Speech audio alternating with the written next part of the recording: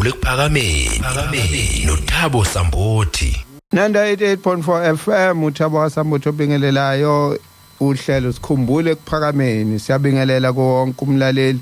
olalela indawo ngendawo olalela khona thina siphezulu eNanda engqoqubo la sihleli khona la sisakazela khona. Siyatsho sithi ukusukuhle kubo bonke asebevukile. Sithemba uNkulunkulu wasekuphakameni usigcinile. Njoba sasicelile futhi nakena sathi inkosi mayivuma siyophinde sihlangana akwenzeka ke ngesabathe edlule. Hayi kwangenzeka into zakhona ke kodwa isimo sezwe njoba sibonakala kulezi insuku ukuthi hey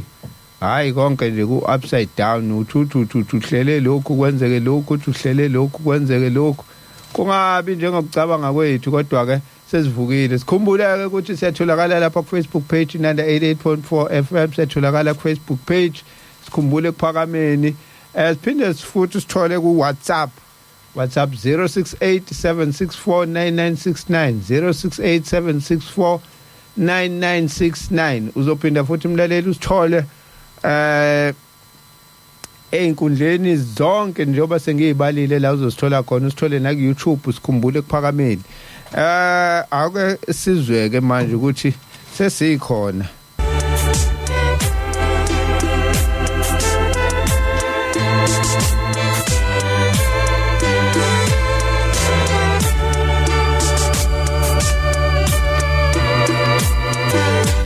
Uma kusizwa ke umjinto umfoka amadlala lapho usuku usukwazi ukuthi sesikhona sesingenile ethi wangidala uNkulunkulu suke sesifikile ngempela sesingenile sithembe kuNkulunkulu uzosipha amazwi esokwazi ukuthi sihambe phezulu kwawo ngoba njengoba silapha nje azizile ngokwethu isihloko esihamba ngaso ke sikhuluma ngesibusiso namhlanje namhlanje ziphi into zakhona sikhuluma ngesibusiso namhlanje sizongena nje kuyona khona manje indaba esiphezulu kwayo ngoba njengoba sithi ke ukuba uma ubusisiwe uNkulunkulu ekubusisile usuke kubusisela ukuthi nawe busisa abanye. Usuke ngakuphile nje ubusisela ukuba ube isibusiso. Sihamba lapho namhlanje uthi ubusisela ukuthi ube isibusiso. Mhlambe singakangeni kakhulu kule ndaba. Pokamwali iBhayibheli lakho liseduze lapho. Akuvula uGenesis 2 verse 12. Genesis 2 verse 12. Sesiyagijima ithaba sabingelelanga. Hawu hey hayi bingelela sengikhohliwe hey sengibona isabathe libusekele kubaleli bonke beNanda FM namanazareth onke sibingelele sithi inhlanhla enhle isabatha yabo kwenza izinto eziningi ubambangala nangala mfundisi sengikhohlo kusho ukuthi hayi ukhona namhlanje umfundisi uJesi Mhlongo sengijwayele ukungena sengingena nje sengiyabhuduzela imini yesabatha ayibenhle kwabangcwele sibingelele yonke indawo kulabo uNkulunkulu abanike ithuba lokuvuka. Incwadi Genesis 2 verse 12. Genesis 2 verse 12 lihle igolide lalolozwe kukhona nenhlaka yebedola netshe lecharum lapho. Awuqhubeka naye. Igama lesibili lingugihoni yiyo. Hayi incwadi le. Kodwa wona Genesis 2. Genesis hey yabona masengazi. Awubheke baseThesalonika bokuqala 5:18. BaseThesalonika bokuqala 5:18. Hey ngiyakubula nala.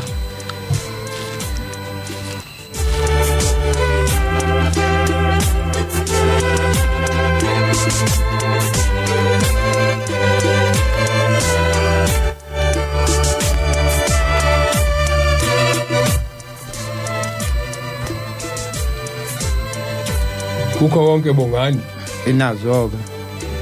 Thesalonika bokuqala 5 verse 18 kukho konke bongani ngokuba lokhu kuyintando kaNkulunkulu kuKristu Jesu ngani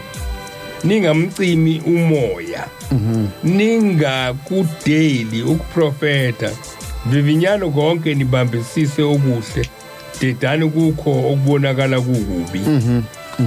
Hayi njo wonke bungani uma uNkulunkulu esiphila ukuthi sivuke namhlanje kuyisibusiso kwakhona lokho. Abantu masikhuluma ngesibusiso sithi uma uNkulunkulu ekubusisile nawe ebusisa umuntu uzacabanga ukuthi makukhulunywa ngesibusiso kusuke kukhulunywa ngemali kukhulunywa ngemali kanti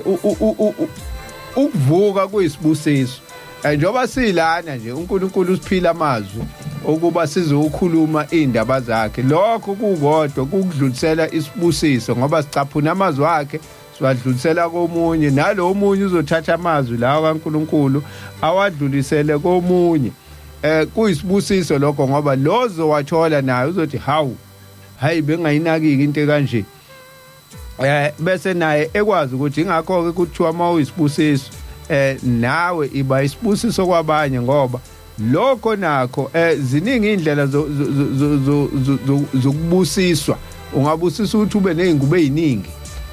wena unengubo igcwele iwardrobe nje uzungayigqoki necathulo igcwele phansi awazi ukuthi uzozenzani seziningi ngalendlela kodwa ngoba ziningi nje uNkulunkulu ukubusisile phela wena ngecathulo eziningi ukuthi hawubuka ukuthi nango omunye ongenaso isicathulo egugelo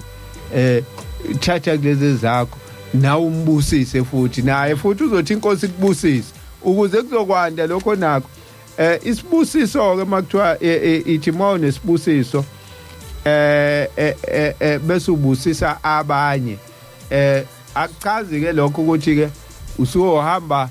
kuphela uyobusisa bonke abantu abamhlangana nabo ekuqala nje kwakhona la ekhaya kwakondla ingane zakho lokho uNkulunkulu kuphila amandla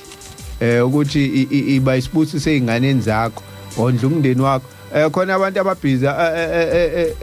abayibusise emajointini baze babizwe ngama blesser ngoba cabanga nje lelo gama liyahamba le jointini lokuthi liyobuza umuntu onesibusiso yiko ubona nabantu abasejointini ukuthi hey lo unesibusiso baze bathi uyaphaka ngcolisa amatafula unesibusiso baze basibonge ejointini impela bakuncoma bathi ayibless ubani iblessa likabani ngoba uthatha isibusiso uNkulunkulu akunikile ukuthi labantu labo George ama bless uthi uyafunda la emaphepheni njengoba sike sifunde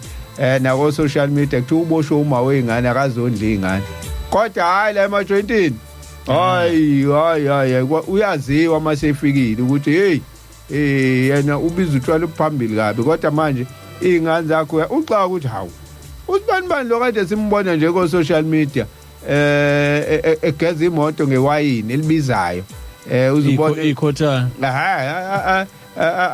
azathi yakhe imoto igezwa ngewayini elibizayo athenga ibhodlela lika 10000 awathenga abemaningi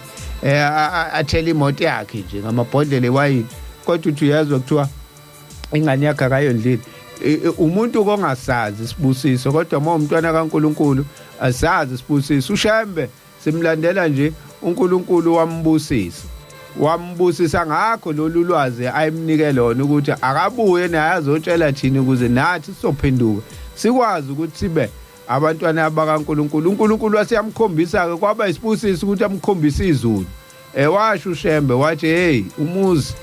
eniyakuwe nginibizela kuwo Nazareth ukhazimula ngaphezulu kwelanga nenyanga akazange abe nomono ukuthi cha ngifuna ukuya ngedwa lapho cha anginitshele nani kuyisibusiso kwakhona lokho ukuthi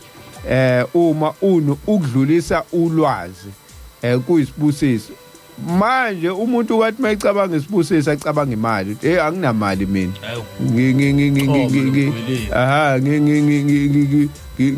ngingambusisa kanjani umuntu kungenama cha ukuya nje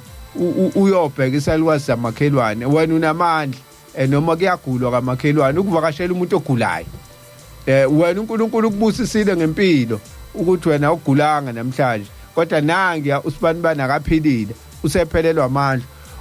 ngamandla obusiswe ngawo wena ngempilo obusiswe ngayo wena ukuthi uphile ungakwazi ukuhamba uyombheka uba house bani ngakusizaphi umlekelele wasiza sibani ajabule na hayi bese ngixakwa nje ukuthi njengoba phelile amanzi kulezi insuku khona ugeza ngizogeza ngani hey anginaso ngisho isigubhu samanzi uthatha isigubhu uhamba umkhelela umuntu kuyisibusiso kona lokho uNkulunkulu ukubusisile ngamandla wena yena akanawo amandla njengamanje manje ungizwa ngiyichaza kaningi ngani ngaka nje lento ingoba abantu bayibheka ngahlangothi lunye ukuthi isibusiso ukuba nemali manginamali angibusisiwe konke uNkulunkulu asenzela kona konke to account your blessings ila uqala khona ukubona ukuthi ukanti ngiyaphila nje ubusho ukuphila kukodwa kuthiwa umthandazo womuntu ogulayo nomthandazo womuntu ongagula ufana umuntu ogulayo ngisho kuthiwa ucebe kanjani kodwa yena umthandazo wakhe uthi inkosi mengase ngiphile kodwa wena ophilayo uzocela izinto ngoba manje uthatha kancane ukuphila ukubona ukuthi kuyisibusiso uzoze ukubona ubusulele phansi uthi kanti ukuphila kuyikho konke mfundisi ngiyafisa ayizwakala ibheke eceleni nazo ngifisa ukukhuluma kahle kodwa akuvumi ngikhulume kahle ngizokhuluma ngithi ukukhuluma hayi sekuyayiswa ngithi ukukhuluma kube kuthi ukuqina kancane ngizoqala ngifunda incwadi ngoba ngizokhuluma into yesikhathi esikusona engisibona siqala sidedadeda senza into ekhulunywe ithi inkosi yasekuphakameni ithi uNkulunkulu usenqobile ngaphandle sibusiso leso ukuthi nibusiseke nibizelwe endaweni sokunqotshiwe noma nifike endaweni sokunqotshiwe ingaphandle bese ibhadi kube ukuthi ngaphakathi kungena abantu ababonayo ukuthi labantu sebebusisiwe bangene nomona noma nedimoni lokona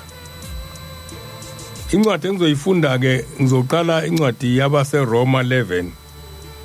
ngifunde ngiqale ku16 ngicabanga ukuthi kwakufanele masingena bese sazi ukuthi singena emzini onesibusiso size kumuntu futhi oyisibusiso ophethe izibusiso size emzini onesibusiso size kumuntu wasezulwini oyisibusiso ophethe izibusiso abanye abazothi mebengena ukungena nje kwabo ngoba kuwona khona umuntu onesibusiso bese beyasinda iatmosphere yakhona iyiphunga elinesibusiso ingakho ethi ku73 sisandinda ngisho ngisho njalo sisandinda wasimisa sabashiya 148 sisandinda wasimisa sabashiya bephuza samlandela uphunga elihle nimlandela engashongo lutho ngoba uyisibusiso unesibusiso iphunga lakhe lisindisa abantu ngenxa yesibusiso ithi ke incwadi engifunda namhlanje uma ulibo lungcwele nenhlama injalo uma impande ingcwele namagatsha njalo kepha uma kwaphulwa amanye amagatsha wena ke ongumnqumo wasendle wafakelwa phakathi kwawo wahlanganyela nawo impande yamafutha yomnqumo ungazigabisi phezu kwamagatsha kepha uma uzigabisa akusiwe othwele izimpande kepha impande ethwele wena uza kuthi ke wena amagatsha aphulwa ukuba mina ngifakelwe anganoma abantu bayezwa nti ngiqonda ukuthini konke into eyodwa ithi inkosi yasekuphakameni konke ngifuna ukuyikhuza singakangeni kakhulu esibusisweni sibe sikusona futhi uma ubhombela engakasuki ezweni lasentabazwe eloko enqaba uNkulunkulu umuntu angahambe izingane zami ngizozenze njani uthi ngizayibulala ke le ingane zakho waqala wathuka zahamba izingane zasondela ku8 ezahambayo kuyena ngaphambi kokuthi asuke waboda ziyaphela izingane zami uthi uNkulunkulu kuyena masekuhambele izingane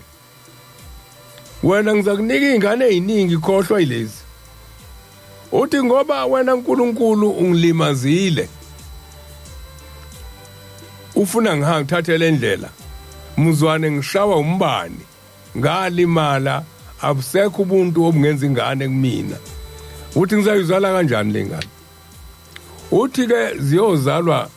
indodana yakho ezalwa unkosikazi omncane usedoza ngikukhombise konke ngiyakuyona la le ingane ngenye indlela ezesibusiso ngoba zenziwa ubani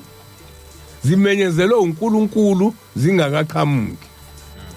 uthi uNkulunkulu woza ngikukhombise base beyahamba mefika ufika endlini eround eyakhiwe ngeglass enhle uthi wafika ingane igibela phezukwenye enye igibela phezukwenye igcwele indlu wayesethi nazi izingane zakho wathi ngikhuluma ngeingane zakho eyizayo zenyama usathi kubhombela uNkulunkulu ongithumayo njengoba le ingane zami othi izozala le ingane njoba kuthiwa inkunzi sematholeni ibukela lapha kwinkunzi ekhona ngiyahamba mina ngiyala ngithuma khona zizofundiswa ubani le ingane izozalwa la ukuhlonipha nokwazi ukuthi umuzi wakhiwa kanjani uthi uNkulunkulu lalela uzithi ngitheni ngithe kuwena kunezingane ziyeza konke lokho kubeke kumina usethi ubhombela ngifuna ukuba nesicelo kuwena ngoba le ingane sengiyibonile ngiyayithanda athi uNkulunkulu ucela uthi ngiyacela ke ukuthi le ingane zami okhuluma ngazo ezobe ingenayise ozoyifundisa ngoba azazi lutho ayizofundiswa umuntu ngicela kuzona zonke izingane ezoqhamuka kumina uma zenza isono ungasibali isono uba unginika ngithuba lokuyifundisa ukuba ubaba athi uNkulunkulu akuyona into elikhulu leyo wena usiyozala abantu abangeke bebe naso isono wayesho ubani wayesho izingane zenyama ezalo bhombela wayesho izingane ezizozalwa yibona nginombuzo ke la wawusubona isono wena einganeni kaShembe waze wagijima wabhala izinto ezibhalwa ulala kubhalwa khona ithi incwadi uma ulibo olungcwele nenhlamba ingcwele ukuze busiseke le ingane osunenhlamba oyithuka ngayo ziphunyelwe ubungcwele isibusiso sikabhombela awukho umehluko ukuthi uma uthuka zona uthuka yena uqobo lwakhe ngokwesiZulu abantu umuntu uyalivukela ikhaya lakhe uyabavikela abafowabo akavumi ukuthiwe ingane yakwabo ukuthi okubi ingakho ngithi inkosi yasekuphakameni ithi uShembe usenqobile ngaphandle kodwa isithe sibi esikhulu sesingaphakathi sigqoka umNazaretha ngokujwayelekile izinto eziqhamuke emabandleni zizeyitholwe abemedia abamaphepha ayixoxwa abantu abangaphakathi emabandleni la eNazaretheni lento yasho babili ngisikhona ngeke kusuka umuntu ebuthanda umNazaretha axoxe ngehlazo elinukayo exoxa ngeingane eziyigazi likaBhombela bese ethi uyakholwa lo muntu uyisitha somNazaretha ibona laba ethi inkosi ilanga kwezinye intshumayelo zayo uthi uShembe usenqobile ngaphandle kodwa isithe esikhulu sesingaphakathi inkosi ngicabanga ukuthi kwakusemafutheni la ithi khona hambisani lezi ndaba ziye kuwo wonke umhlaba weshe indaba ezinephunga elimbi kanje ubani ozokhuza ingcwele ngokungcoliswa komsebenzi kaShembe ukuhlukana esikukona noma ngakuthiwa wena ukwelinye iqembu omunye kwelinye iqembu kodwa mongcola igama likaShembe uyafana wena nalowa nkosikazi okwathi bisizelwe ingane mebeya kuSolomon wathi ayihlukaniswe phakathi ngoba inhlamba ehlela ebandleni ozofuna isibusiso kulona wena mangcola igama uzobuthola isibusiso esihle kuyasa basitshela ukwalana kwabo kanti kuhle kangaka umNazaretha ethandana ikona kuthandana lokho khona inhlaka la ekhaya angishumayeli ngiyaluleka namhlanje khuluma ngesibusiso esizele la ukuthi uzosithola sinjani ithi incwadi la ungazigabisi phezulu kwamagatsha labantu esikhuluma ngabo igabisa ba amagatsha ubhombela kungenzeka ukuthi uyimpande bese kwenzeka ukuthi inkosi ilanga nabanye bayisiqu bese ukuthi le ingane zabo za amagatsha wena ngoba nakuba amagatsha abasona isiqu usuyigabisa kubona ngoba wazi isiqu ithi ke ungazigabisi phezulu kwamagatsha kepha uma uzigabisa akusuwe othwele impande kepha impande ethwele wena ithi ke lencwadi uzakuthi wena amagatsha aphulwa ukuba mina ngifakwe uzothi wena ushembe uyihlehlisile izingane zakhe ngoba ingcolile ukuze kusondele wena ube umfundisi ube umshumayeli ube yiyona yonke into kodwa umbuzo ukuthini usufakiwe wena esehlehlisa izingane zakhe ezinesibusiso ezinobungcwele ngoba kuthiwa uma ulibo lungcwele nenhlama ingcwele ithi ke le ndaba uzakuthi wena amagatsha aphulwa ukuba mina ngifake yebo aphuli ubufakelwe kulungile aphula ngokukholwa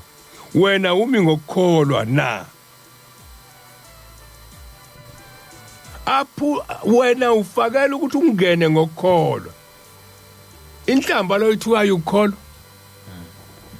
kufanele uma uyikholwa emveni kokuphimisa izwi oliphimisayo kuthi ameni uyingcwele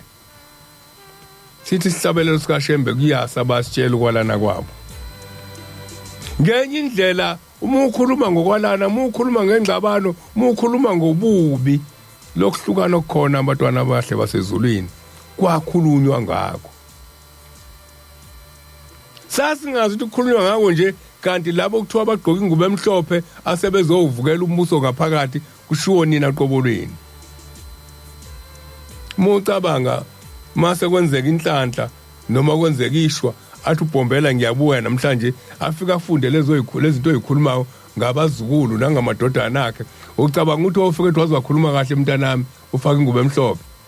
lutho ngeke kusho lokho engiqhubeke nale ncwadi kulungile aphulwa ngokukholwa wena umi ngokukholwa na ungasikhukhumezi kepha isaba ikona ukwesaba lokho sikwenzayo ngokuba uma uNkulunkulu engayekanga amagatsha emvelo nawe angeza kuyeka uma uNkulunkulu engayekanga amagatsha emvelo njengoba uShembe wagudluza ezakhe izingane wabeka nina nabo abafundisi uthi ngelinye ilanga uthi laba abahleli lapha phambi kakaba abafundisi umfanekiso uthi kuze isikhathi lapha abafundisi kuyobe kuyilabo abanegazi lami bobe bengekho omhlongo kuyobe kukhona abafundisi bakaShembe labo busy wena ofaka inhlamba kubona kodwa uthi yakholwa siqhubeke nencwadi ngokuba uNkulunkulu mengayekanga amagatsha emvelo nawe angeza kuyeka basopa kuyasa basitshela ukwalana kwabo sizoxova isibusiso bheka ke ubele nobukhali bukaNkulunkulu ubukhali kulabo abawayo kepha kuwe ububele bukaNkulunkulu uma uhlala ebeleni uma kungenjalo uza kunqunywa nawe nalabo uma bengahlali ekungakholweni bayakufakelwa ngokuba uNkulunkulu unamandla okubafakela futhi ngokuba uma wena wanqunywa emnqumeni ongowasendle ngemvelo wafakela emnqubeni omuhle ngokuphambene nemvelo ikakhulu labo abangenamvelo bayakufikela emnqumeni wakubo sikhuluma ngesibusiso la sikhuluma ngesibusiso. Amen. Muna kusisa uJoseph esezondiwa abafowabo. Inkinga kwaukuthi unesibusiso futhi uyisibusiso yena. Mamzonda abafowabo ukhuluma amaphupho. Amaphupho ukhuluma ngawo ngoba ubatshela indaba yesibusiso sakhe, ubatshela singakenzeki. Amaphupho is prophet. Uthi ngiphuphe kukhona kukhulekelwa oyedwa. Inkanyezi ziguqela yes. Inyanga nenkanyezi ziguqela yeah. Batha abafowabo uchaza ukuthini? Ubatshela ngesibusiso sikuyena. Kodwa ngenxa yomona yena muncane bathawu nayo ingane noyise mengicabanga cishe uthi uyise wayeloke ukuthi ile ngane ithini ngoba ithi ilanga nenyanga nezinkanyezi futhi ubaba umama nabafowabo baguqela yena mokuhamba uNkulunkulu uyayiveza lento uyaqhubeka bamzonda baze bamthatha bamdayisa aqala basiyazi ukumbulala basikazi ukumbulala babodi ngeke simbulale basoda simdayise kodwa mase simdayise akuvele ukuthi inhloso yethu bukhona nokumbulala ilapho sebebulala khona iwundlu sebethatha ijacket yakhe beyithela ngegazi befike bethikise sesimbulele bulawa isilwane kodwa ngoba uyisibu owadala abangambulali athini kwakuukuthi uyisibusiso esizobusisa abantu ngesikhathi sendlala asize nabo futhi lade befuna asize nabo laba abafuna ukumbulala ngoba ababoni bona ukuthi hey lo muntu lento akhuluma ngayo iyisibusiso mesisondela kuyena uphunga elihle mesisondela kuyena lizonuka kuthina leli iphunga lokungcola ngeke lisezwakala baqhubeka bafuna ukumbulala mase ehambile esephakathi emgodini okwakufanele afele kuona athi adlula ama-Ishmayeli alizwe iphunga elihle khonto enuka emnandi kulomgodi aseyalunguza melunguza ayibona insizwe enhle asibone isibusiso ama-Ishmayeli mesibona ayamdonsa memdonsa uNkulunkulu uyakhuluma ukuthi lo muntu akafanele ukuhlala nani ngoba ubukhosi benu ubukhosi obunganele bamthatha bomdayisa ebukhosini uyathengwa nakhona isibusiso lesi sihamba naye icebo likaNkulunkulu lokuthi afike aveze lokuthi yena uyisibusiso kuvikelwa yena manje kuvikela isibusiso ngoba uyisibusiso yena futhi uthwele izibusiso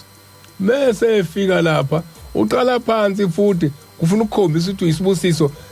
siyaphekwa ukuze siphume sesiyigolide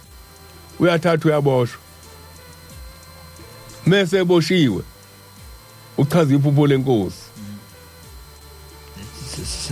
seminyaka esikhombisa iminyaka esikhombisa endlala iminyaka esikhombisa yenala hawu uthini lo muntu uFaro uthi kuzokwenzeka kanjalo uFaro useyabuka ukuthi lo muntu lento ngeke yenziwe esinye isandla njengoba ikhulunywa uyena uNkulunkulu amnikele isibusiso konke ayiphethe lo muntu akabi nomona lo ethi inkosi yasekuphakameni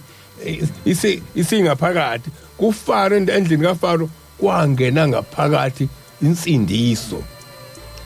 Shuthi uFaro umfundisi waba nenhlanhla uthi abe nehlo waba nehlo lesithathu lokuthi la khona insindiso lethina singayiboni uShemba akhuluma ngayo wathi lezi izingane ngeke isaba necala ingakho ububona abatwana benkosi yasekuphakameni abatwana bakaShembe uthi ukhuluma nabo muke wakhuluma into nabo noma kuthiwa uxakeke khona mebethi inkosi kubusise kwenzeke engenkosi ingoba baza baqhamuka esibusisweni ingoba ulibo olubazele luyisibusiso basebeba nesibusiso njobusho ngimfuna ukuthi ulibo ngithi DNA ama genes manje wena ke aphethe le majina sezulwini uzuzani ngokuthuka labo bantu ngoba ngisho umuntu nto indawo eziningi la khona inhlangano kunelokhuza kunelokhuza kune procedure elandelwayo uma ufuna ukuthula izikhalo zakho awuvela uthuka inhlamba qala enduneni uyinkosini usukuya lapha manje uma uqhamuka kukhomisa ukuthi ungena umoya omubi umoya wokudiliza angifuni ukusuka kakhulu kule Nkosi yasekuphakameni ithi manje na uNkulunkulu kaShembe usenqobile ngaphandle kodwa idimoni elikhulu selingaphakathi elimbethe ingubo emhlophe lithi iqiniso lesintu ingane esihlahla uyibona ngokuthi mishawe ekhaya ibaleke iyothuka inhlambe esangweni kodwa ingane yala ekhaya ayithuka inhlambe esangweni mishawa la ekhaya ingena emva kwesicaba ayiphumeli ngaphandle ima emva kwesicaba ngoba ulibo ngoba inephunga lala ekhaya inesibusiso sala ekhaya ubona umuntu ephumela ngaphandle nje ingoba kabusiswanga ngesibusiso sala ekhaya ngisho umzwane ebhabhadiswa amanzi akamgezanga ukubhabhadiswa ngeke sikiyeke lokho uma kukhona ihlazo elithinta isibongo sakamhlongo ngeke ngivume ukuthi bese ube yimina engihambe ngishumayela ngalelo hlazo likhona noma lingekho elasekhaya liyambozwa kukhona mfundisi ukuthi mhlambe sothi umuntu wala ekhaya kanivela kayena wala ekhaya akenzeka lokho inhloso yakhe vele uyibiza ngowala ekhaya uvela utshaliwe uyibiza ngowala ekhaya nje vela kayena wala ekhaya kodwa ukuze alalelwe uthi nami ngwala ekhaya kodwa yena kayena wala ekhaya uyakwazi lokho wenzela ukuthi put your guts down wenzela ukuthi ningamcwa ibandla lamaNazaretha akade ke laqala ukuba naleyo nkinga ngekhathi kababamkhulu ngekhathi zenkosi ilanga zazikhona inhlolo ezayitshalwa uhulumeni kuthiwa enobheka uhulumeni ayitshale ukuze zifike zihlale zibanga ukuthi ibandla lixovane infiltrate ngamabomu ngoba uShembe usatshwa kakhulu emhlabeni angazi noma amaNazaretha sigcina silibele ukubabaza size sikhohle ukugada ubuNazaretha ngoba kukhulu izinto ezongcola ngoShembe abantu bathi mhlawumbe uyikona ngempela yini kanti angithi sike sakhuluma la ngaphambi ukuthi sifike la umkhize ekhuluma ukuthi ithi inkosi ihlola useze ithi kuzokhona ingulube ezofika la ekhaya kanti kuthunywe intombazane yomlungu le ntombazane yomlungu misifikile ithi ayifuni ukulala kwenye indawo ifuna ukulala eduze kaShembe inhloso yayo kwakuukuthi icatha uShembe uzolingeka alale nayo ibisithi ungidlengulile angithi lento engiyishoyo ukuthi leli bandla kade laqala ukuhlaselwa ngisho nawo uhulumeni ethumela abantu ukuthi beze kulona ngenhloso yokuzolixova manje kukhona abantu ongezwe bekhuluma bese uzucabanga ukuthi amaNazaretha kanti cha abantu laba abathunyiwe abatshaliwe ukuthi abazoba ukudunguzeka phakathi ingakho ngithi inkulu yami ngiyibeka ngokuthi amaNazaretha kunezinto ekufanele ayiqaphele avula amehlo ungalaleli umuntu ngoba ethe noma efaka ingubo emhlophe bese uthi wena iNazaretha ngoba nakho ufaka ingubo emhlophe namhlanje ufica imizi yezangoma ifako itika eminyango ngoba wena uzobuka istika uthi baningi athi umuntu kade ngiye komunye umama ohlola ngomNazaretha owenza isiNazaretha yabo ngoba manje lo isangoma kodwa ukuze sithole ama-customer amaningi sekufanele sifake nomNazaretha phakathi ngoba abantu abaningi sebebonekela ukuthi balandela uShembe bese umfundisi Jobesha ukuthi ukude mwana uNkulunkulu ngaphandle so manje uma customer elahle ngaphandle bonke Asebengena ngaphakathi. ngaphakathi so manje i-strategy sokuthi shuthi angingene ngaphakathi balande ngisebenze ngaphakathi ngoba abasekho abantu ngaphandle yebo strategy lezi zinto abafowethu esilalela kuma social media la ngeke ikhulunywe umuntu oyithandayo uNazaretha ayikhulume kubantu abavele bewenza insini uNazaretha noma ngakuthiwa sihlukene ngamaqembu kodwa umuntu ojabulela ukuthi kukhulunywa ngale nkosi ongazi ukuthi kusasa bayeza ngoba sebengenisile bazobe bekhuluma ngeyakhe bazolakha ihlazo libe khona kade baqala ukwakha amahlazo nanokuthi umfundisi uNazaretha fanele sibulwele weda uyinazaretha noma ulona ngoba isibusiso lesi uNkulunkulu asisusa emazulwini esizosindisa wonke umuntu emveni kweminyaka eyinkulungwane neshumi nento zokubulawa komNazaretha fanele uNkulunkulu ubuyisile namhlanje wena wazi ukuthi uNazaretha obalala ukhona obalesihlalo ohleli phambi kwakhe uNazaretha bonke abuvikelwe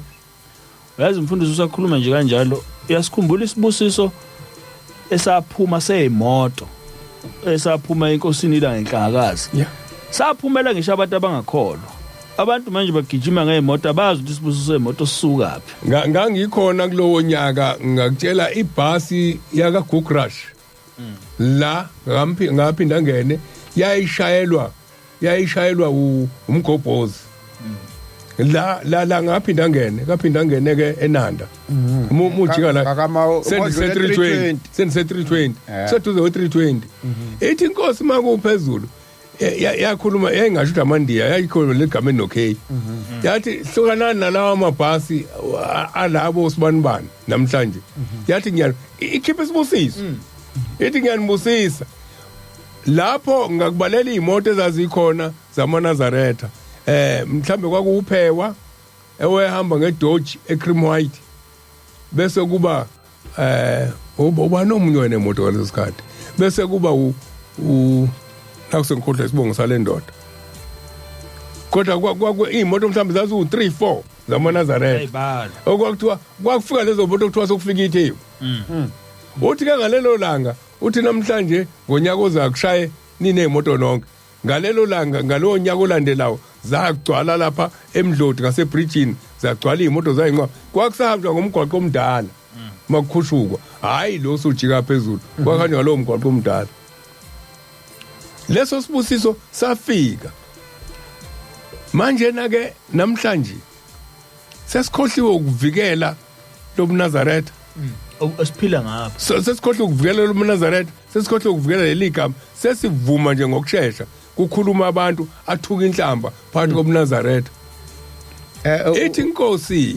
uma lobuNazaretha bufa hlayisuthi ngiyobiza kunina akashonga ukuthi asofika thina sibona bufa bese kuba yithina esilanda ukungcola awukwazi ukuthi uthi uyasebenza uma ufika umuntu engcolile ulanda udaka ubhixe ngalo umsebenzi omuhle lo ubhixa ngodaka kodwa uthi uyalokhuza lokhu yona into esoyifela ngeke sivume ukuzwa kukhulunywa amanyala emsebenzini kaNkuluNkulu awusebenza kakhulu kanje anga ushemba kaza washumayela amanyala yini thina sodala sishumayela amanyala engakaza asibizele emanyaleni khona abantu umfundisi ngoba kukushumayela khona abantu nje abamamenemene okudala wadalwa nje uyimenemene ilabantu ekuthiwa ondaba la elokushini ubani undaba khona into ayikho into eyakhaya ayikhulumayo into uhlale efuna indaba nje indaba ngikubuzayo ke ngayo yonke lento ekhulunywayo eyinhlamba okungcoliswa omunye oshembe uzuzana umuntu ngibone manje umqobo wezimoto okuvaleka umgwaqo uzotholani ngale nkulumo yakho ukuthi angikho khona ozophatheka kabi uyayincengela ngoba uhlanga ukuthi cha angiyincengeli kodwa ngikhuluma indaba eyasho ushembe ethi inkosi yasekuphakameni la wena uyokhipha abantu abawu9 kodwa ungakhohlwa ukuthi oweshumi kwebo kuwena asekujabuleli ukukhishwa kwabantu asekujabuleli ukuthuka kwenhlamba akekho amen ukuthuka kwenhlamba umuntu othi ngcono bakukhulunywa ngalesa sihlalo umuntu lo ongayizwa indaba kaShembe indaba kaShembe ivikela ukungcola komuntu ngoba uShembe uzogeza abantu akazili kuzongcolisa abantu sathi singaphakathi sizogezwa sase ngoba angiphindi ukuhlukana lokho kukhona asingaphoshi kube ngathi ingoba kungeyona inkosi leya inkosi yami uyabona izinto ezehlela yena ingoba kayena cha njengamanje isikhathi esikusona sesikhathini senkokhelo uma isiphelile inkokhelo kuyohlangana umNazaretha kube khona uShembe oyedwa namhlanje isikhathi senkokhelo kufuna noma ekuthiwa kwenzeka kuluphi uhlangothi silivikele ngoba uma singalivikeli ngeke sisakwazi ukuyivimba impilo bingasengaphakathi ilapho umfundisi amaNazaretha njengoba ishilo uShembe mabe munye njengemo wekhulu wethi akabe munye noma ehlukene kodwa akabe munye ngomoya phela ngaphandle abazi ukuthi wena ungakephi umuntu ongaphandle akazi bona sifana wazi ukuthi iNazaretha lonke leli ukuthi nina amaNazaretha kuukuthi akasho ukuthi nina amaNazaretha sekuthini futhi nina amaNazaretha indaba nenza ukuthi nina amaNazaretha yini nenza ukuthi wena uqalayo ke manje masumbandanisa uthi hayi akuthina labo yilaba thina kwaukuthi ayisangeni leyo uzobuza umuntu ukuthi kanti bangaki ngoba thina sazi ukuthi khona uBhombela uzophendula uthi nje umuntu lokuchaza manje abanye abamaNazaretha abacabanga leyo ndlela ngoba bacabanga ubuhlangothi lesi siphoqi sisifake ekuphenduleni impendulo engeke zisize ngalutho la emafonini kugcwele abantu ababuzayo abangakholwa yini lesenzo uShembe yini lesenzo uShembe uShembe wapi niyamthemba nilokhulumayo ngoba khona izithe kaShembe yini nimthembe nimbonile nina uyaqhamuka nobufakazi aqhamuka nobufakazi isitha sobuNazaretha sitha sobuNazaretha no sesikhulume kakhulu le mfundisi sengibuka iwashi manje sesingene ehoreni lokugcina isikhathi manje imzuzu sekusele ibe munye namaninjana bese sikwazi ukuthi sesizongena ke ehoreni lokugcina bese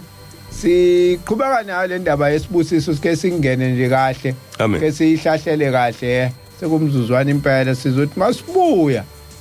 bese singena kuyo sihambe nayo kuze kushaye ihora lesithupha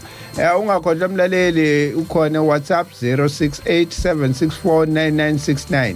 0687649969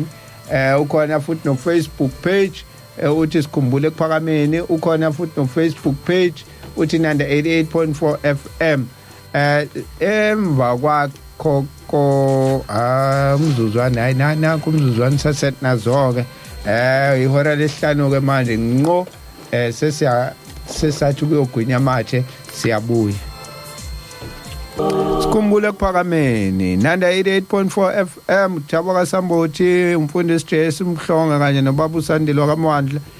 khona uKenon Seyimfo kaMncango lapha eNkinobheni futhi akuyena osididiyelela konke uyena osihlanganiselayo sihlanganisela uhlelo uzwe ke mlaleli nengoma lezo izwayo hayi umfo kaMncango usuke sihlanganisela uhlelo nje lonke ukuze izinto zihambe kahle mawuzwa nje sekunobuhiqihiqi sibiza yena sithi Kenon nakho sekuqala sekuneyinkinga hawu athinte athi nje 1-2 lapha eNkinobheni izinto zihlangana sesibuyile ke futhi manje sesingena kusona isihloko njengoba sisona ake ngifunde incwadi lapha abaseGalatia besithathu u16 fundeka kanje manje ke izithembiso zanikwa uAbraham nenzalo yakhe akasho ukuthi ezinzalweni kungathi ngeziningi kepha kungathi ngeyodwa ukuthi nasenzalweni yakho nguJesu Kristu now kukhona isibusiso esifika ngumuntu eyedwa nenzalo yakhe njengoba kwenzeka kuAbraham kuthiwa uAbraham nenzalo yakhe kodwa leso sibusiso futhi sikaAbraham nenzalo yakhe sasokwehlela isizwe sonke ngoba inzalo yakhe iyona le eyayinesbusiso sike sibone namhlanje namaSulumane athi ayinzalo kaAbraham njengoba qhamuka ngoHagar kushuthi ayisibusiso siyabona amaSulumane awahlupheki kwaphinda futhi kwavela nomunye umprofeti emva kaAbraham kwaqhamuka uMuhammad so sikhona lapha isibusiso endlini kaAbraham kodwa sizosebenza ngomuntu oyedwa abazoba oJesu bonke iblood saqhamuka lapha ya njengoba ngisho sike siqhamuke ngumndeni siqhamuke ngomuntu oyedwa sehlele emndenini sehlele esizweni ngoba isizwe sonke asihlupheki ngiyobona bengasweli sibambile sisayibambile indlela kaAbraham thina kuningi okusixovile kuningi okusixovile kodwa ushembe njengoba athi kuzinkokhelo kodwa emva kwayo ngoba ukugarantile lokho ukuthi yes yophuma ilanga kodwa futhi uthi emva kwayo kuyoba kuhle ngaphezulu kwalokho kuyophindwa kayishumi ukube thaba yikho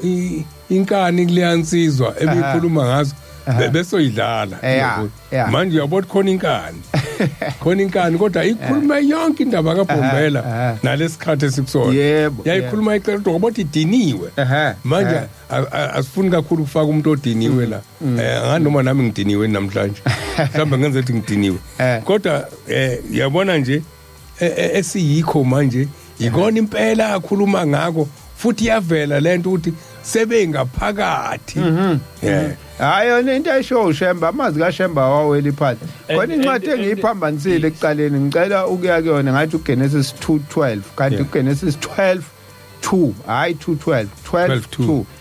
ngiya kukwenza isizwe esikhulu ngikubusise ngenze igama lakho libe likhulu wena ube yisibusiso ngiyakubusisa abakubusisayo nokuqelekisayo ngiyakumqalekisa imndeni yonke yomhlaba iyakubusiswa kuwe shuthi ukuzubusisa ufuna uyisondeze nalomuntu oyisibusiso kodwa futhi uphambana naye uzoba senkingeni ngoba uma uphambana naye nakushoyo uyayiqalekisa wena shuthi uyibusisa wena uyiqalekisa wena usukhuluma indaba enkulu ke manje enyeke indaba lo suyithintile ngoba uNkulunkulu angabusisa isilime othweni isilime esigxaza manje kodwa isibusiso mayisibekile lapho uthi mina naso isibusiso la ngisibeka wena uzokushayeka emaceleni wena uzoloku ubona ukuthi mina udlule ngimkhulu noma ngifunde kakhulu noma ngihlakaniphe kakhulu noma mina usho njalo uNebukadnezar uthi mina nginabafazi abaningi mina uNkulunkulu mina nginomuzo omkhulu mina ikhala noNkulunkulu unazi inkomo engaka noNkulunkulu uzayikhale ngoNkulunkulu ngoba ubona lento anaye nemhlabeni uphi lo nkulunkulu wenu uthi nimkhomba phezulu nanka amafu nje lawo bona ilanga nesibhabha hayibo uphi kanti noNkulunkulu wenu now uma uNkulunkulu esesibekile isibusiso la isibeke khona usuke sibekile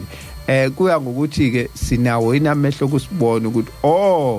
ayikhona kulameva lawa noma la kuleli ifuku leli kodwa kunento ephakathi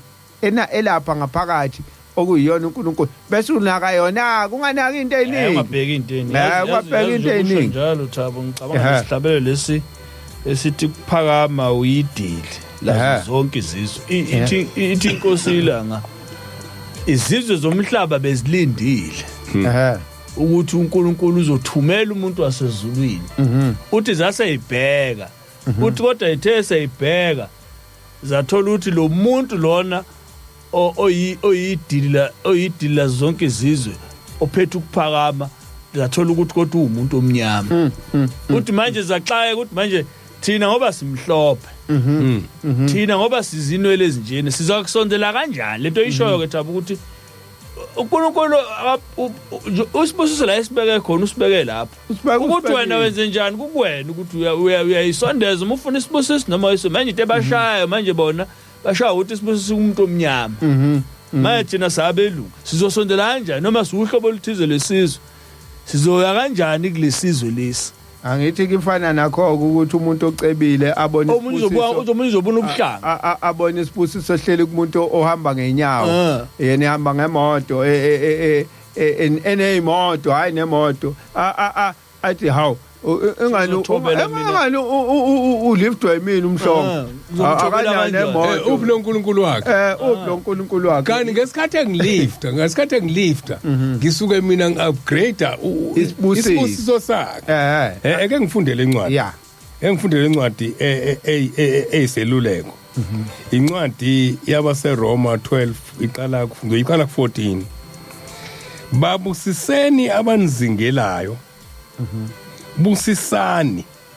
ningaqalekisi angiphinde futhi babusiseni abanizingelayo busisani ningaqalekisi thokozani nabathokozayo nikhale nabakhalayo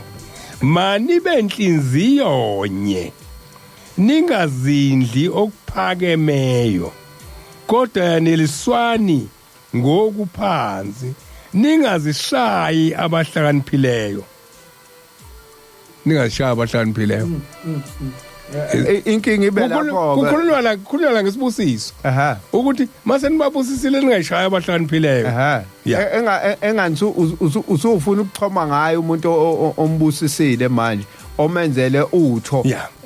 awubungamenzeli ngothando ubumenzela ukuthi bungenze ngokukholwa ubuwenza ngokuthanda ukuphakama ithi ke mayisi17 ningaphindiseli umuntu okubi ngokubi naka nansoka ningaphindiseli umuntu okubi ngokubi naka nokuhle phambi kwabantu bonke manje wena mubhizi ubani ozothi amen mubhizi ukhuluma ngokubi zithi le ncwadi nakani okuhle kubantu nakani okuhle yebo kukhona okubi kodwa okubi ngeke kubabiza abantu ngakho ke umlomo wakhe ungakhulumi ngokubi umlomo wakhe engasiza umuntu umlomo wakho mawukhuluma okuhle kufanele siyibheke into ukuthi iyasiza yini noma ayisizi yebo 18 uma kungenzeka ngokwenu hlalisanani ngokuthula nabantu bonke 19 ningaziphindiseleli nina bathandwa kodwa dedelani ulaka ngokuba kulotshiwe ukuthi ngokwami ukuphindisela ngiyakubuyisela mina isho inkosi ubhizi wena manje uhlohla impi ukuze kuphindiselwe ngoba wena ufuna uyiphindiselela wena kepha uma isitha sakho silambile siphe sidle uma somile siphuzise ngokuba ngokwenza lokho uyakube ufumbela amalahle avutha ekhanda laso unganqotshwa ngokubi kodwa nqoba okubi ngokuhle kusho ukuthi manje musukushumayela okubi wena mushumayela okubi ubulala umsebenzi kaNkuluNkulu awufake ezandleni zakho ukhombisa ukuthi wena uyisitha sokuhle uma kuzothi wena zikhona ziningi izinto ezinhle kodwa lokhu bhizinisi ushumayela okubi kuyasa basitshela ukwanana kwabo usho njalo shebe khona incwadi ngitho lethi kungaphuma yini emlonyeni munye okuhle no emthonjeni ngelanga uzokwazi ukuthuka ngelanga uzokwazi ukushumayela umuntu uzolalela kuphi na incwadi yezenzo 2035 incwadi yezenzo 2035 ithi kukho konke ngangikhombisa ukuthi kumele ukuba nisize ababuthakathaka ngokusebenza okunje nikhumbule futhi amazwi enkosi uJesu kuba yena wathi kubusisekile ukupha kunokwamukela iso lesi sithi sibusise isandla esiphayo kunesamukelayo ukubusiswa bese nawe uyabusisa kuphinde futhi kukunikeze isibusiso ngoba uNkulunkulu usuke ebona ukuthi lento kanti ngiyibeke kumuntu oright uyangilekelela mina njengetalent like ulekelela mina nguNkulunkulu ekutheni imisebenzi le engifisa abantu babe ilento engifisa ukuthi babe yona uyayenza uNkulunkulu ukubusisela ukuthi nawe abantu abayazi kangcono lento amasulumani yazi amasulumani ungazi ukuthi hey lamandiya la holela abantu imali encane la ezitolo eyahlukumeza abantu la emahotela abo noma kephi kodwa khona into ayazi amasulumani azofike enzeke lento oyishoyo uthi ukuhlukumeze kulabantu labo ezitolo zabo mhlamba baholela imali encane abaholela imali encane ayithathe kodwa enye imali futhi uzothola ukuthi kuzothiwa kunezikhukhula noma kunani athenga ama food parcel athenga oblanket athenga nasehulumeni ngokwa uhulumeni njengoba ubona gift of the givers awazanga athi mangaka ukuthi anikeza laba ya imali encane kodwa ngoba futhi azophinda ayithathe enye ayidlulise ayophesha ezinye indawo ahlephule la ayise ngala angafani nomuntu ozovela ahlephule nje agombele kwesakhe yena lo owakwalibona isulumane kuthiwa liyi-bless kuthiwa nanti isulumane deka amatafula liyi-bless cha liyachoma kunalokho bona uyasazi sibusiso sitholakala kanjani ukuthi angithathe la yabona isikhathi kukhala lengcosana le emsebenzelayo mhlawumbe abantu abawu-20 noma abawu-50 u-50,000 uyajabula futhi nani lo 50,000 isibusiso siyilento ekuthiwa i-energy baletha i-positive energy egqiba laba egqibe lengcosana ngoba nale ngcosana mekuthiwa uyayiholela engeke isize umuntu uzoyisiza yena so kunokuthi mina ngisiza wena uyi-individual angisize abaningi inqwaba yazi usasho njalo Thabo ngake ngabona abantu beyolanda ukudla kwenye inhlangano yamaSulumane Islamic Society feeding like it's like an NGO sort of so bese ngiyikhulumisa nalosizo yena usebenza le nhlangano shothi bafike babhalisa abantu bese uthatha ngazi kule system yakhona ukuthi okay abantu abathi ba ama single parent so sengiyambuza ukuthi isebenza kanjani lento uma holy grant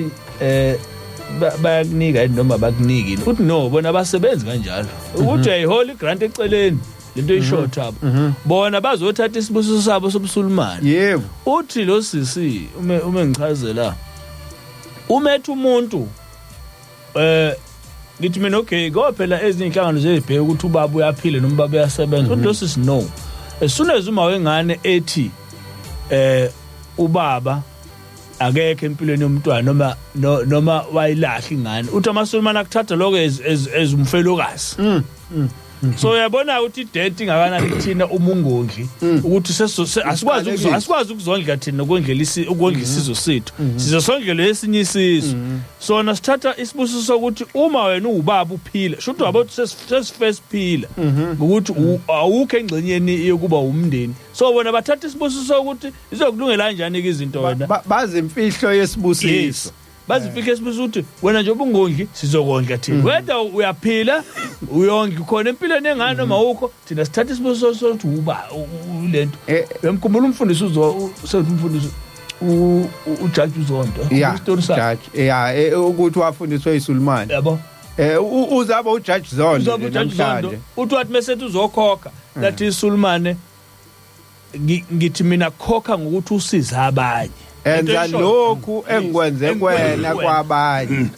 ngiyaphi yabo into njalo namhlanje nginazo incwajana namhlanje iyiphi lo Mateyu 20:28 njengalokho indodana yomuntu ingezelanga ukukhonzwa kepha ukukhonza nokunikela ukuphila kwayo kube isihlengo sabaningi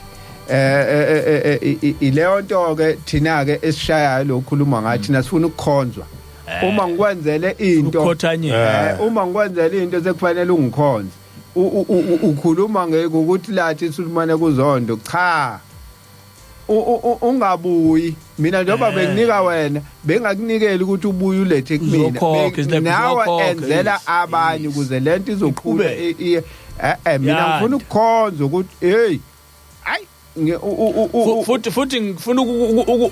ukukusabalalisa ukuthi usibanibani nje azabe nje yabo ngifuna ukudisplay ukuthi yimini ngafaka isandla kanti ufuna usebenze efihlakalweni kungaziwa nalento yokushutha izithombe uthi ngisiza abangaka izilakho uyakhankasa neqembu elithize no siza wena without ukushuthwa khona into ngoba ubuntu akudingi yabo manje sesifundisa ubuntu manje kuze kuthiwe kukhona Mandela hours thina sasivele sinobuntu akudingi ukuthi ubuntu sizikuze ube khona usuku lwakhela ubuntu fanele ube into esiyiphilayo hayi ukuthi ngosuku oluthize-ke lureservele ukuthi asiveze ukuthi-ke sabantu abanobuntu kwakuthiwa usisela lalingekho isela usisela ukuze kungabi khona ini isela namhlanje ungabi nako ukusebenzisa umuntu wethatha isibusisa naso anika abanye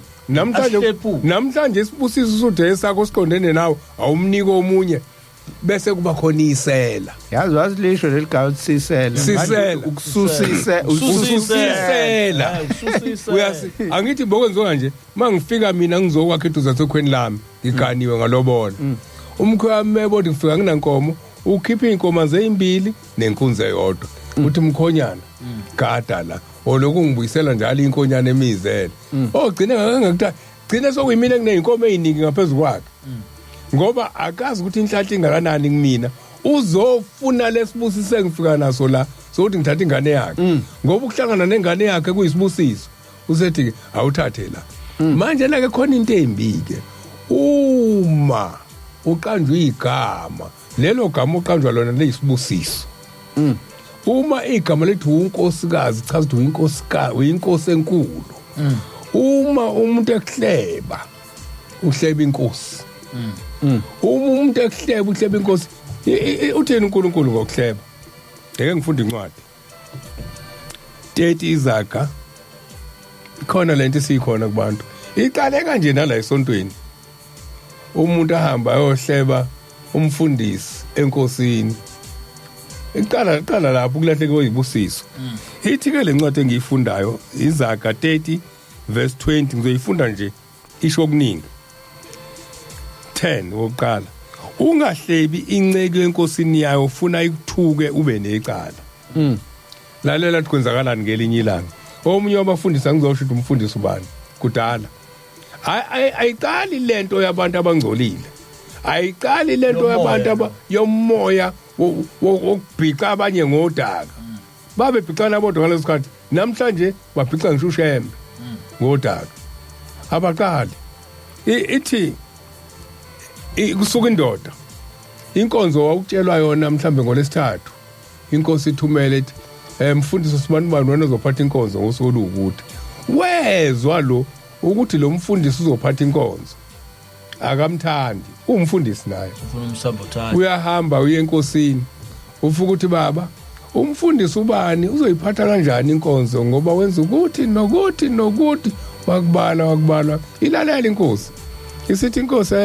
wenza ukuthi nokuthi kodwa ezulwini namhlanje kuthiwa inkonzo ngiyinike yena nengilozi eletha inkonzo kumuntu isifikile imeduze kwakhe ngithini mina kule ngilozi esiyehle ezulwini manje angazi baba ngcono umphuce wathi ayehlanga nami inkonzo ezulwini yehle nengilozi ethunywe uNkulunkulu ukuthi namhlanje uzokhuluma lokhu njobe isifikile nje usumhleba wena isibusiso sasekuyena ithi ke lencwadi ungahlebi inceke enkosini yayo ufuna ikuthuke ube necala wena uzohleba umuntu ngento ayonile kodwa lo muntu unesibusiso esiqhamuke ezulwini njoba ukhuluma nje umhleba uNkulunkulu umhleba umuntu kubantu umhleba uNkulunkulu ngoba abantu bakhulu phambi kaNkulunkulu ibona bazobona ungcola kwakhe mawusumhlebile wena leli cala lokuhleba uNkulunkulu uzokuthuka bese uba yini wena nanokuthi wazi ngani ukuthi uNkulunkulu usebenza mophi umsebenzi ngalo muntu ithi ke lencwadi ku11 kukhona isizukulwane esithukuyise esingabusisi unina umthuka kanjani baba wakho usho kanjani umuntu baba usho kanjani umuntu ma bese uthi ngiyilanga bese uthi umthakathi phuma kanjani into ezimbili kukhona isizukulwane esimhlophe emehlweni aso esingahlanzwanga insileni yaso konke ngube emhlophe kodwa ukhipha izinto ezinukayo khombisa konke wangena emanzini kodwa insila ayisukanga kuwena kukhona isizukulwane yeka ukuzidla kwaso nezinkophe zaso ziphakanyisiwe sicala izinto ezimbi esifuna ukukhuluma ngazo lezo zizulwane kukhona isizukulwane esimazinyo asazi inkemba amazinyo emhlathi ngomese bokuqeda abampofu emhlabeni nabaswelayo phakathi kwabantu isizukulwane esingenasibusiso esingasiza umuntu esifuna nje sona ukuhlafuna abantu umsebenzi wakho ukuhlafuna abantu kuyasaba sitshela kwalana kwabo ukhuluma ngokwalana kuphela sikhona isibusiso la and uma ukhuluma ngokuhleba kuthiwa abahlaniphile bathi small minds discuss other people bese bethi average minds discuss ama events bese kuthiwa great minds discuss ama ideas yabo yo manje sikhuluma manje ngesibusiso okuyinto enkulu idea kaNkulunkulu ukuthi njoba ngiyisibusiso uNkulunkulu anasi isibusiso uyisibusiso so manje uma thina siwumfaneso wakhe fanele nathi sibe yizibusiso noma sibusisane mfundisi kade uyikhuluma le ndaba ungikhumbuza indaba ekuthiwa kuyenzeka ekuphakameni yabahamba bayohleba umshumayeli abahamba bayohleba umshumayeli mabemhleba bathi umshumayeli kwako wakamashu bathi lo mshumayeli manje baba sinomshumayeli ubhema insango hawu umshumayeli loyo ubhema insango awu bathi ethuli ilanga manje mayisebhemile ukathini kunini hayi uyashumayela baba ushumayela thini uthini ngensango hayi akasho lutho uthini kanti kunini mayisebhemile hayi uyasho baba usitshela indaba kaNkulunkulu uyalifunda iBhayibheli hayi uyalifunda baba uthini ngoShembe hayi basho hayi uthi ngoShembe lithi langa umshumayeli wami ke loyo impela hawu kanti akasho ukuthi bhema insango akasho ukuthi phuza intshwala cha baba uthini uthi singaphuza utshwala singabhemi insango hawu pho kanti inkinga yeni kephi ngoba kanifundisi ukuthi angithi ke emfundisi lento ibuyele kuthini wonke umuntu unotwayi lwakhe lo baze bembamba ukuthi ubhema insango nje ingoba wathi makuphumisa abathela sikusho ukuthi khona omaziyo ukuthi wayibhema noma wayenjani engakabi iNazaretha noma bathi mhlambe boyikhulula wafike wambamba noma wambona eyibhema lento yakhe wayesetshela abanye abantu lento ekade uyifunda la nekade uyisho wayesehamba ke manje usiyotshela ibani usibani mina ngiyamazi unako kubi iyabuza ilanga unako kubi ubona ubani ukuthi ubhema insango hayi uthe mayikade uhambile wangena ehlathini emakuphuma inkonzo baba sizokunuka insango iphunga lensango sasesilandela sasemfica simpe hawu uhambile wayocasha waseyibhema naseniyahamba nina namlandela nala icashe khona nayothola ukuthi ubhema insango nasendini kuyena animlandeli mekhuluma ngobungcwele mekhuluma ngobungcwele ethi yekani insango nimlandela mebhema insango yebo nizokholwa nini manje hawu nasendini hayi baba sibona ukuthi sekufanele ubaba asitholele omunye umshumayeli ngoba lo manje ubhema insango khona ofuna lesikhundla uye lo mlandelayo ufuna ukumketula useze ukuthi manje akakhishi usibani hayi manje yena kufanele abe umshumayeli akakhishi ethi ilanga cha umshumayeli wami ke lo bameka kanjani umshumayeli lento engisho ukuthi ubamba umuntu ukuthi ubhema insango ubamba umuntu ukuthi uqonyiwe ubamba umuntu ukuthi wenza ukuthi nokuthi kodwa nawe nami sonke sinotwayi lwethu umuntu akabheke lwakhe utwayi ubhizi ubheka utwayi labantu ukuthi cha lo akangangeni ezulwini ngoba ukuthi kunini la kuzokwanda khona abantu abazokhuluma ngezinto ezinhle ezenziwa abantu kakhulu kunezinto ezimbi ngoba izinto ezinhle emukhuluma ngazo ezenziwa abantu zizokwandisa ibandla kodwa izinto ezimbi ezenziwa abantu zizonciphisa ibandla ngenye indlela owakho umsebenzi wena ukusiphula kunokutshala angithi ke manje uyayibona inkosi lapha ibali imisebenzi yalomuntu uthini ibona futhi abamfakazayo ukuthi izinto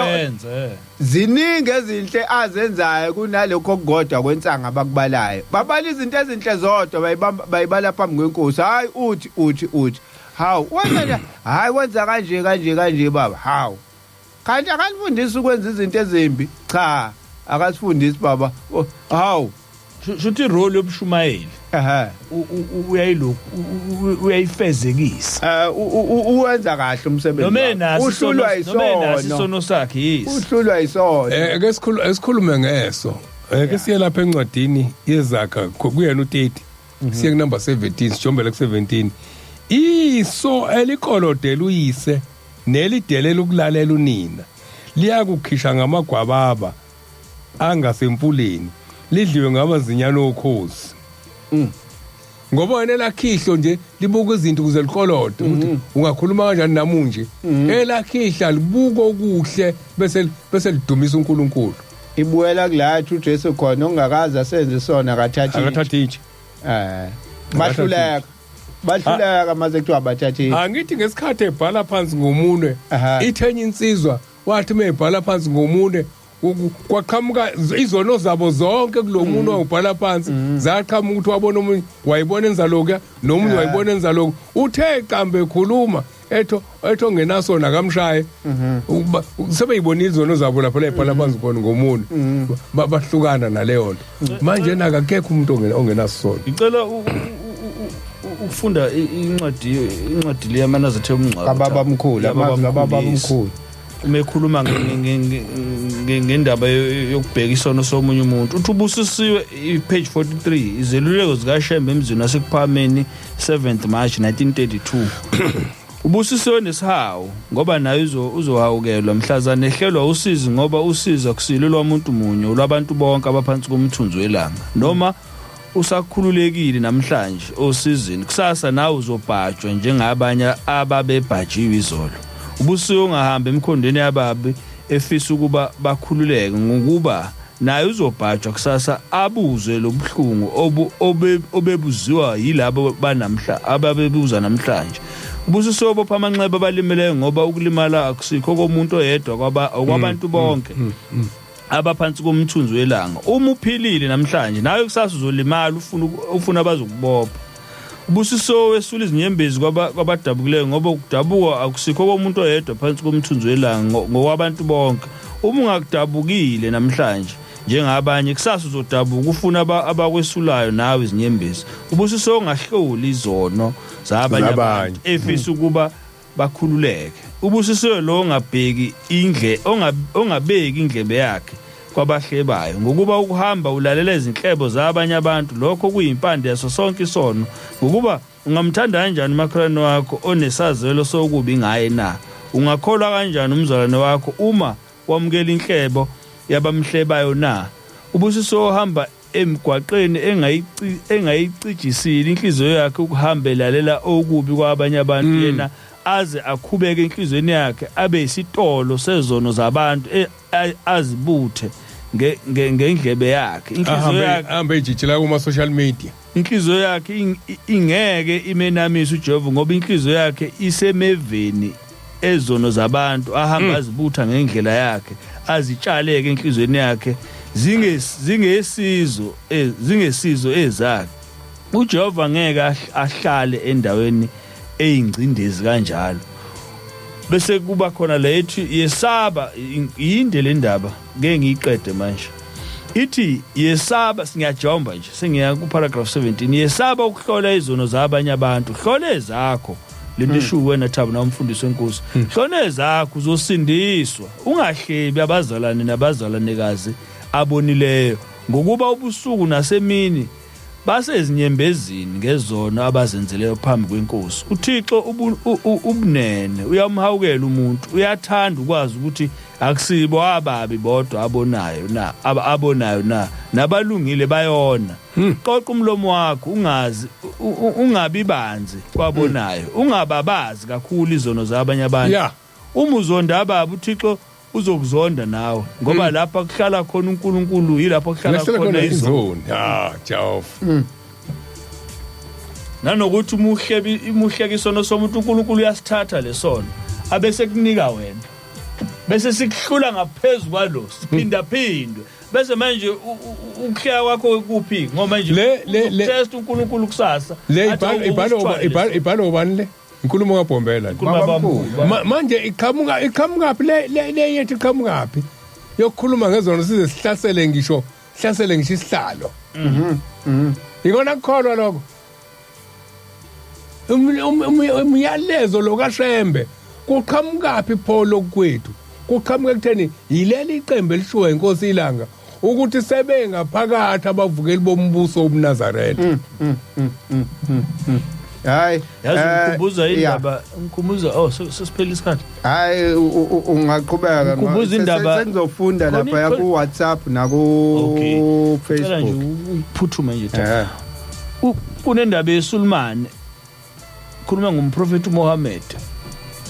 uma ikhuluma lentshumayelo uthi kwahlasela isomiso ezweni elithize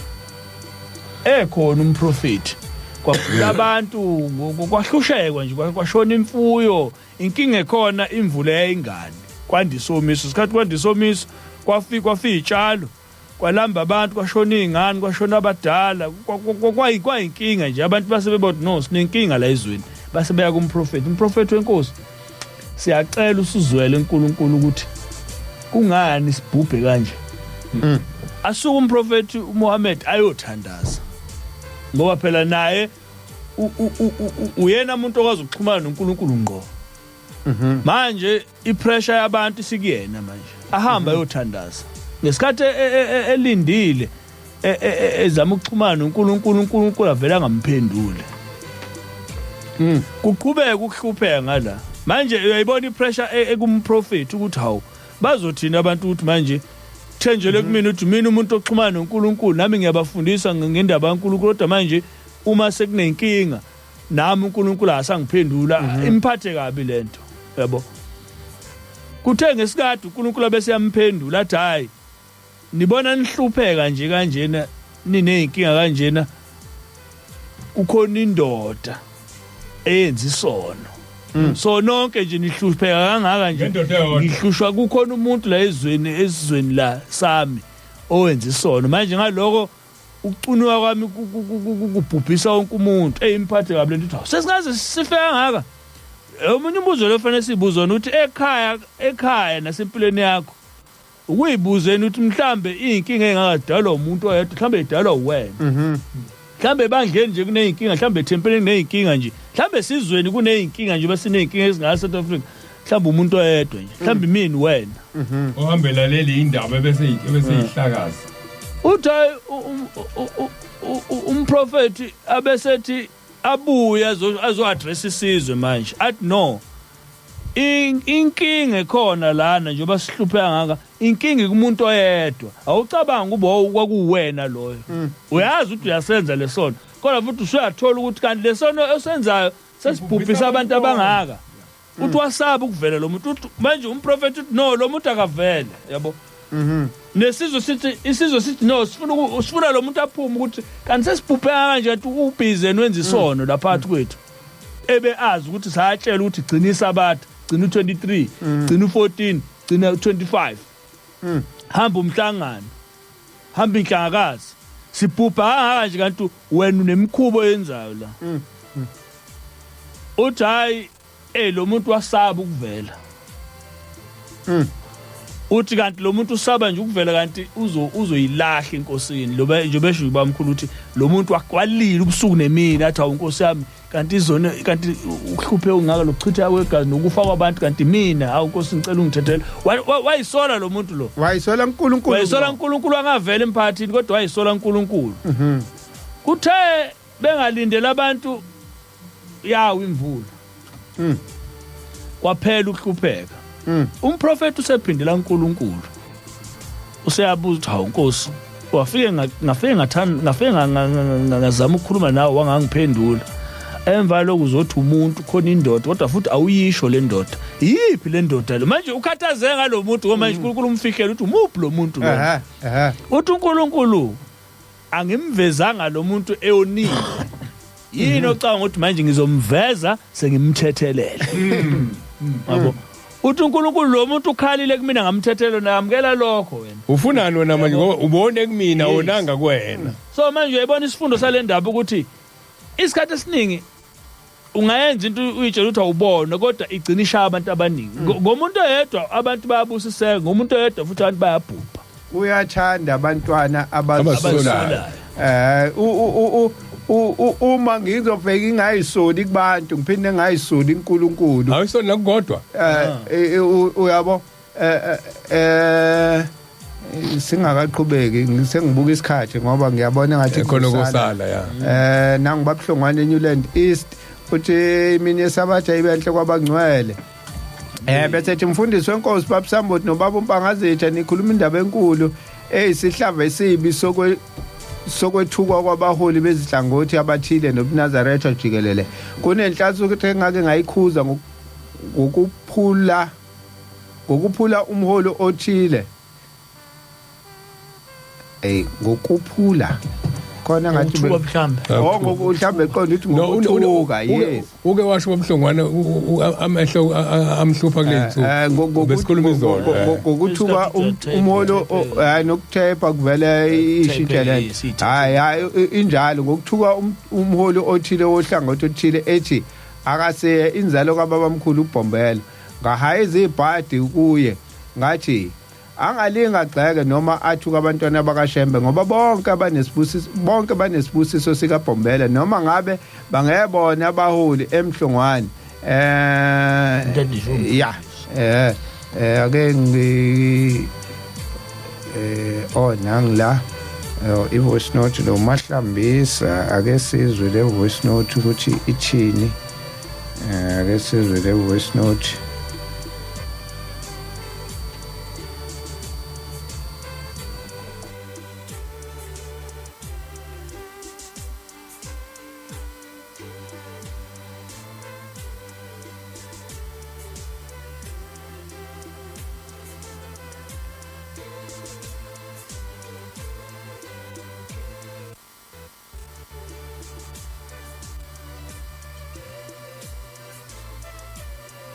abaphathi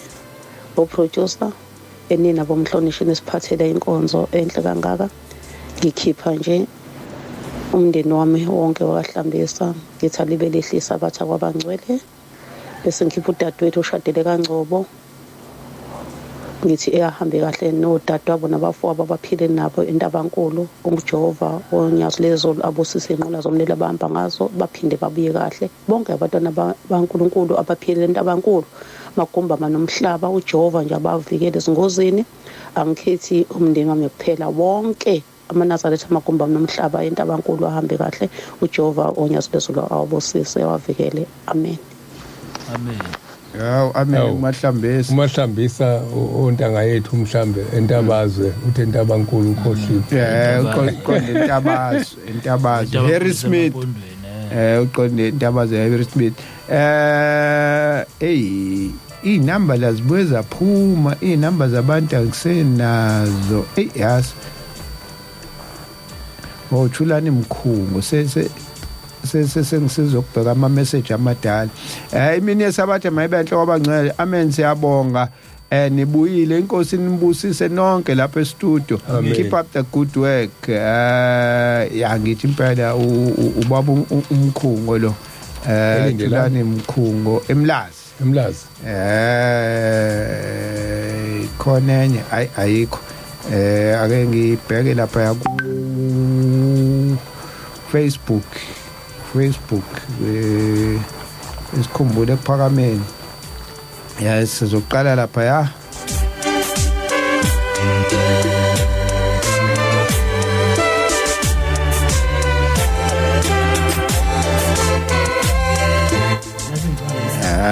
nazo-ke sesingenile lapha sikhumbule kuphakameni uphumlani Simelane uthi ukuvuka okuhle bantwana benkosi enkulu yasekuphakameni nami sengivukile ngizoncela umbele ogwansile wezindaba zasekuphakameni nginilalele ngikhona la kwaMashe Hostel eThembalihle amen impilo enhle kabonga Qolomba ukuthula e-studio nginilalele ngisematikweni ande siyabonga siyafunda ohlelweni izinto eziningi inkosi yasekuphakameni nibusise amen lapho Qolomba Mthembu Njabulo nginilalele bobaba bami ngisengudwini siyabonga engudwini selindani Ngcobo sikhumbule ekuphakameni ngila eMatabetulu ngilalele kuma headset sibonge amazwi amnandi kumfundisi siyakujabulela makusakhona abafundisi abazindaba ezindala kanje ezakhayo hawo ameni mapholoba mzondi kamyiha ngubakhe awu molo tata amen bantwana basezulwini mina ndise Cape Town ndizokwazi yini mamela ndizokwazi ukunimamela ku YouTube ndiyayithanda lenqubo kakhulu awu siyabulela tata amahle ntobela kaSilangwe empeleni thina abantu be-social media sihlupha ngento eyodwa nje sithanda ukubukwa ngento engekho noma into singenalwazi lwayo kodwa sigcwalise social media ngokuthi phela sithande attention uqinisile yabona nje uSilangwe uqedile ngithole attention ukuthi nje ngithola kanjani uyazi wavela wahlala kuyona nje wayithi nje wayishaya enxebeni bheki zenzo imini yesabatha ayibe inhle estudio baba Rev Mhlongo baba Sambothi nonke nje estudio ngike ngezwe indaba yesitimela esasigcwele okwakujatshulwe kuso kanti sesiphumile endleleni eyakhulunywa ngokumahlombe uBhekzenzo emngoma lo eBamshel encwadini yomncwawo indaba leyo isitimela sesamahlwana okubike umuntu uyasithathe okolunye uhlangothi athi kuyakhulunywa ngalolu hlangothi nayo ke ungahlutha ukukhuluma ngehlangothi ukukhuluma ngehlangothi ungalingi ukubeka ngakhulunywa ngesitimela kodwa musa wena usucathi iloliya wayengenahlangothi khuluma ngendaba ayichaze khona zayichaza hayi le nje kwangabikho inhlangothi asho ukuthi kobonakala ngokuthi King Swiss usimuthi abantwana amen estudio ngiyabingelela kini nonke imini yesabatha mayibenhle kwabangcwele siyabonga kakhulu uhlelo lumnandi siyafunda siyakhula izindlelo zikaShembe zokulunga ubusiselwa ukuba isibusiso ukuze nawe ubusisa abanye makabongwe uJehova inkosi yomusa inibusise iphinde inandisele iphinde ibusise bonke abantwana bayo magumbumane omhlaba bukhulu uNazaretha ebugcwala umhlaba wonke jikelele seliyangena ihlobo yazi babhale kahle kanjani abalaleli uyangizwa ngifunda nje ngiyashesha akazabhale godola nezandla ingavumi azadideke ndobuthoka ubula seliyangena ihlobo hayi kuyavukeka hayi babhale nje kuyafundeka konke enhlansuthi Ntulu uthi mina yesabatha mayibenhle kwabangcwele lapha estudio ngisacela uhlelo nalo lube amahora amathathu njengo-asilungiseni ngathi amahora amabili ayaphela ngokuphazima kweso ngifisela wonke emhlabeni amaNazaretha jikelele abe nesabatha elibusisekile siyabonga uhlelo oluhlezi liveza ukuthi kukude kwaShembe njalo kumele sihlezi sibheka mihla ngemihla amen hawu mphemba siyabonga ngibheke lapha kwinanda 88.4 FM ukuthi khona kukhonani ungabe ufunda lapho umfundisi ngabokhona ke ngibheke la incwadi kaJakobe 3 ngizoyisheshisa nje uma sifaka amatomo emlonyeni yamahashi sikwenza lokho ukuze asilalele siwaqondisa wonke umzimba wawo bhekani nemkhumbi njengoba imkhulu idudulwa imoya enamandla iqondiswe ngumshayeli ngephini elincane iye lapho efuna ukuba iye khona lunjalo nolimi luyisithe esincane kodwa luzigabisa kakhulu phela inhlanzana nje ithungela ihlathi elikhulu kunjalo ke nolimi lungumlilo phakathi kwezitho zomzimba ulimi lugcwele ukonakala luyangcolisa wonke umzimba luthungele konke ukuphila bese lona lubabelwa isihogo ngokuba lonke uhlobo lwezilwane nolwezinyoni nolwezilwane ezihuquzelayo zonke zihanjiswa futhi zithanjiswa ngabantu kepha akukho umuntu kubantu onamandla okuthambisa ulimi lungububi obungalawuleki lugcwele isihlungu esibulalayo ngolimi sibonga inkosi ubaba nangalo futhi siqalekisa abantu abenziwe ngumfanekiso kaNkuluNkulu emlonyeni owodwa kuphuma isibusiso nesiqalekiso bazalwane bami kufanele ukuba lokho kube njalo umthombo uyakhipha yini amanzi amnandi nababayo esiphethweni esisodwa na bazalwane bami umkhiwane ungathela izithelo zemnqumo noma umvini uthele amakhiwane na kunjalo namanzi anasawuti angekhipha amanzi amtoti amen. Hayi ishaya qeda lencwadi. Sikwinanda 88.4 FM uhlelo sikhumbule kuphakameni uThaba waSambotho umfundisi Jesi Mhlongo ubabusandile kwamandla. Sibe nayo uKenon yaseyenki noBheni. Sesibhala imizuzwana manje iyisikhombisa. Bese siphuma Facebook page Nanda 88.4 FM umzamo sikwacapuleni mina esabatha mayibenhle kwabangcwele Mr Sambotho nakumfundisi uMhlongo nakumfokamandla ngiyabingelela ngilalela emsebenzini ezinga estate kodwa ekhaya kusentwede emaphephetheni kwesenkosi ugwala nazo-ke sigwaca sindisiwe Rose Mhlongo uthi amen hulumeni ebhamshela amen kuyisabatha siyabonga hulumeni hey silalelwa nawo hulumeni buyisa ugesi Pastor Pindlovu amen lapho izibusiso zivela komunye umuntu sithi isabatha elihle izwi Exodus 35 verse 1 khumbula usuku lwesabatha ungcwelise ungenza imisebenzi ngayo thank you Pastor B ake ngiphinde ngilunguze uWhatsApp futhi nangu WhatsApp mfundisi siyabonga ngenkonzo enisipona mhlambe abantu bazolazi ihlazo nobuhlo bokholwa umvangeli undimande emachobeni hawu amen imvangeli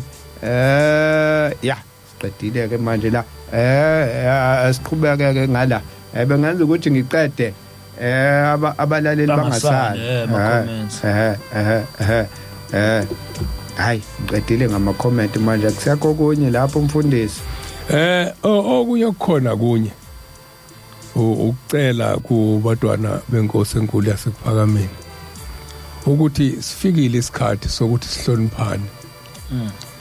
sifikile isikhathi sokuthi ungalaleli umuntu ulalela ushembe amen inhlukane sikuyona kwakhulunywa ngayo yonke lenhlambe kuthukwayo umbheke umuntu othukayo ukuthi ukhona yini inhloso yakhe umbheke ukuthi ukhona yini uma ecasha njengoba umbone ecasha nje ingoba uthunywe womubi lutho uthingo uyahamba namagwegwe namehlabo phakathi kwethu kodwa ke okunye okusele manje ngesonto elizayo singena endabeni yenyanga yezulu sonto elizayo singena endabeni yenyanga yezulu ngicabanga ukuthi sasho la ukuthi sizokhuluma ngabo bonke okuthe kufika ukuhlukana babe sekuphakameni bangahlupheki abantu ukuthi awukhulumi ngani ngale nkosi cha wonke abe sekuphakameni okuthema ukuqala lento aye khona abathintekayo ekuphakameni sizokhuluma singena kunyanga yezulu okunye sekukhulu engengakukhuluma ukuthi bonke abantu abazonda izayithu phasha nomnyanga yezulu banenkinga bokufuna ke beyibuke noma ke beyohlola ukuthi asibulawa ni lokho ngoba lento kwathi izoba khona bingeke iqede okuhlakanipha kwethu ngakho ke sobe sikhumbula inyanga yezulu makufika isikhathi sikaphasha sokhumbula uphasha makufika isikhathi sikamakhula kancane sokhuluma indaba kamakhula kancane ungasho ukuthi wakwahlala yini okwakhe awazi wena thina siyazi sokutshela leyo ndaba ngakho ke sonke masibe nomqondo omunye masikhuluma indaba kaShembe muthi bayohlola umfundisi awusho ukuthi abaye kubhuku cha angithi bavele bahlola abahambe bayohlola isikhathi manje imzuzu mithathu lishaye ihora lesithupha isizongena nje imbungi nomnini intombi zimhlanga wahamba namhlanje mhlambe sifisela uhambo oluphephile ngoba inyanga efanayo futhi nezamaNazaretha ziyaphuma emgonqweni kuyona lenyanga inyanga enkulu kuphuma intombi emgonqweni inyanga yokuqala onyakeni sesikhohlwa ukusho ukuthi inyanga unyaka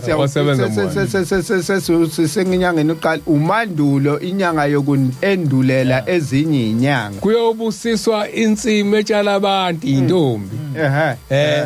kubusiswa imbewu kwenziwa yonke into